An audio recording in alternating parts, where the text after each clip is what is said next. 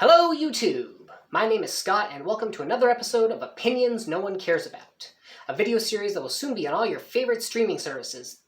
What? We don't do that? Oh, it's only available on YouTube? Okay. So, not gonna lie, folks, I'm upset. See, I've had this idea for a while.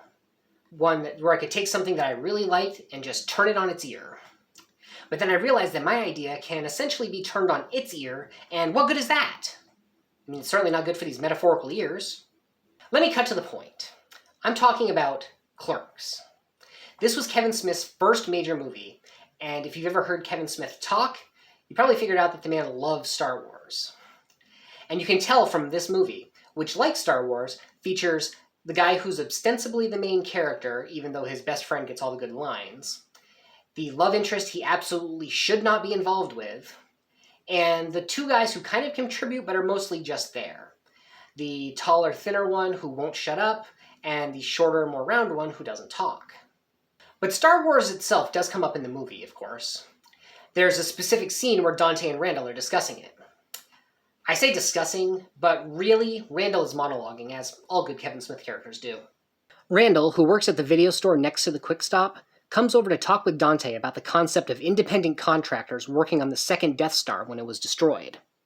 Alright, look, you're a roofer. Some juicy government contract comes your way. You got a wife and kids, the two-story in suburbia. This is a government contract, which means all sorts of benefits. Along come these left-wing militants and blast everything within a 3-mile radius with their lasers. You didn't ask for that. You have no personal politics. You're just trying to scrape out a living. His monologue is interrupted by a customer who turns out to be a contractor.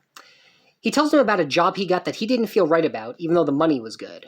So he passed it off to a buddy of his, who wound up getting shot dead because the house belonged to a mob boss with a hit out on him. And it ends like this. Any contractor working on that Death Star knew the risk involved. If they got killed, it's their own fault. A roofer listens to this, not his wallet. So the independent contractors working on the Death Star chose to do the job based on their personal politics. I mean, it makes sense, and keeps you from thinking that anyone innocent died when the second Death Star blew up. The thing is, I took a look at that scene, thought about it for a while, and came to the conclusion that Kevin Smith was wrong. It feels wrong to even say that. See, I couldn't get past my belief that personal politics and the Empire just don't mix. Because it's an empire, run by fascists. The kind of people who don't take kindly to personal politics that don't align with their own. We don't take kindly to folks that don't take kindly around here. Ah, Skeeter, shut the hell up. And to answer your question, yes, I did just use a 23-year-old clip from a TV show in a discussion about a 27-year-old movie. But anyway, yeah, fascists aren't really known for being too accepting of other people's ideas. And I don't want to start ranting here. Who am I kidding? Yes, I do. Because many people have said it, but you know what? This is my video, so we're saying it again. Vote Democrat. Because Republicans are trying to control the books that your kids read in school, the words they can even say in school, women's bodies just in general, all while preaching about Christian nationalism, demonizing media sources that don't agree with them, and trying to arm the police like soldiers. But don't you dare call them fascists, or you might hurt their precious little fifis. I'm just saying, if it looks like a fascist, and it talks like a fascist, it's voting Trump in 24. Okay, rant over. Let's get back to talking about fictional fascists. It's pretty unlikely that the Empire would be on board with hiring construction companies run by people who are, for lack of a better term, Antifa. It's far more likely that the Empire would just take control of those companies. Now, I almost said look elsewhere, but this is the Empire we're talking about, the ultimate power in the galaxy. They're going to take control of whatever they want, and the people working for those companies are going to do the jobs they're supposed to do, or probably wind up dead. And don't forget, the Empire kind of has the ultimate vetting process. Being powerful in the Force includes the ability of truth sense. Jedi and Sith can tell if someone is lying to them. Now, I don't know if it's going to go as far as talking to the owners of these construction companies to discern their political leanings, but if it does, there's no lying to Vader or the Emperor.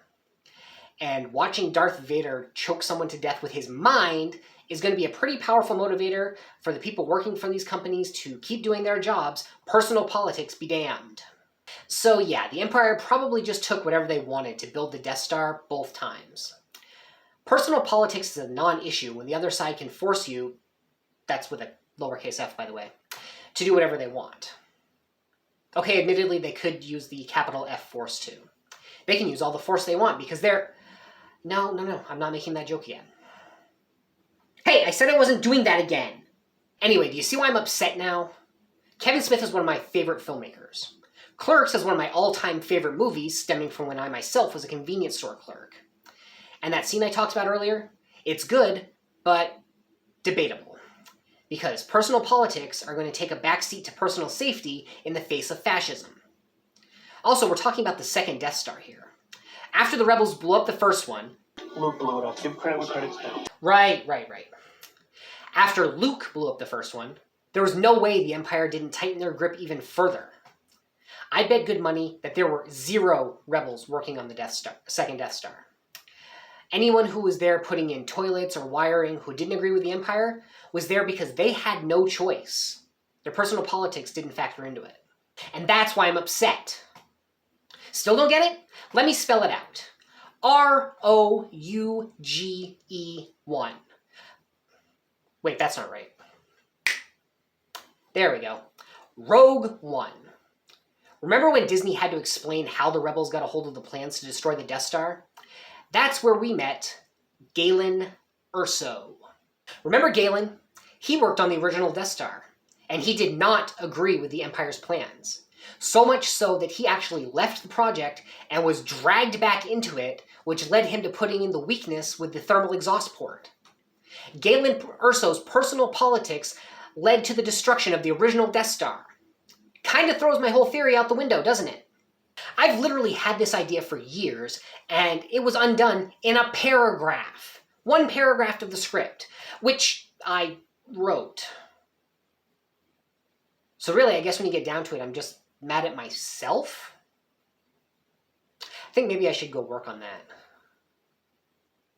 Yeah, I'm gonna go. Bye.